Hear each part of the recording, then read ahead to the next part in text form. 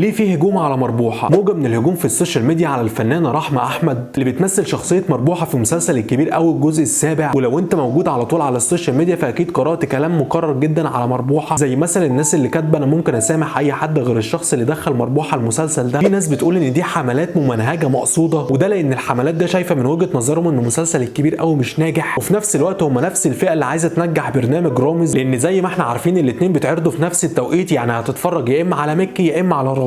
الهجوم على مربوحه كبير جدا، وفي ناس بتقول ده القبول ده من عند ربنا، وناس بتقول عليها دمها تقيل وان هي بتزعق مش بتمثل، وده اللي خلى فنانين كتيره جدا تقف جنب رحمه ومربوحه. كمان المخرج محمد العدلي كتب عنده على الفيسبوك ان ده مسلسل كاريكاتوري والمبالغه فيه مطلوبه احيانا، وفي ناس كتيره جدا على السوشيال ميديا فهمت الموضوع فبدات تدافع عن مربوحه، حتى لو كان في انتقاد فهو انتقاد بناء. عامه العمليات الممنهجه دي مش على مربوحه بس ولا هي جديده، يمكن برضه شفنا في الايام اللي فاتت الهجوم على مسلسل محمد رمضان. فانت بقى شايف مين اللي بيكون ورا الموضوع ده؟